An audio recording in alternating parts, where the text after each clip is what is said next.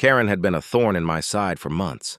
Despite my farm being clearly marked with no trespassing and private property, she insisted on parking her shiny SUV right on my fields, sometimes blocking my barn, sometimes crushing my crops, sometimes acting like she owned the place. Every time I confronted her, she'd toss her hair, smile smugly, and say, "Relax, it's just a farm. There's plenty of space." Plenty of space? Not for her attitude. One morning I walked out to check on my fields only to find her SUV, not just parked on my land, but sitting right in the middle of my freshly planted corn rows. The tires had ripped deep tracks through the soil. My first harvest in years ruined. That was the final straw.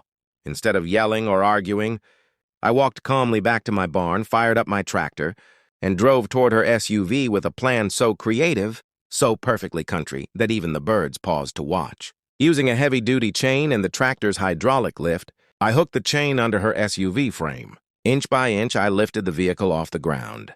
Then I drove slowly toward the biggest oak tree on my property, one that had stood strong for over 100 years. With a bit of maneuvering and more than a few laughs, I managed to hoist the SUV up until it hung like a bizarre metal fruit from one of the thick, sturdy branches. The car dangled there, swaying slightly in the morning breeze. By the time Karen arrived, her jaw nearly hit the dirt. "What did you do to my car?" she shrieked. I shrugged. "Just moved it off my farm. You said there was plenty of space. Looks like you were right." She threatened to call the cops. She threatened to sue. She threatened everything except taking responsibility. The sheriff showed up, took one look at the hanging SUV, then at the deep tire ruts through my crops, and sighed.